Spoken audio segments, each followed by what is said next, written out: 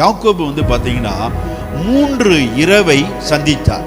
முதலாவது இரவு எப்ப சந்திக்கிறார் அப்படின்னா, அப்ப முதலாவது இரவை தகப்பனுடைய வீட்டை விட்டு என்ன தெரியுமா, வனாந்திரத்துல போய் ஒரு கல்லை வைத்து என்ன செய்றார், படுக்கிறார்.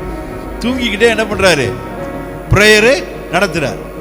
இப்ப தூங்கிக்கிட்டு யாக்கோபுக்கு சொப்பனம் கிடைக்கும். இந்த சொப்பனம் என்ன தெரியுமா, வானத்துக்கு பூமிக்கு ஏறுகிற ஏணியும் தூதர்கள் இறங்குறதும் ஏறுகிறதையும் பார்க்கிறார். இந்த முதல் இரவிலே ஆண்டவர் என்ன தெரியுமா யாக்கோபு கொடுக்கிறார், ஆண்டவர் ஏறுகிறதையும் இறங்குறதையும் என்ன செய்றாரு, பார்க்கிறார். காலையில எழுந்த உடனே யாக்கோபு ஒரு கல்லை வச்சு படுத்திருக்கிறாரு. கல்லை எடுத்து நிறுத்தி எண்ணெயை ஊத்துறார்.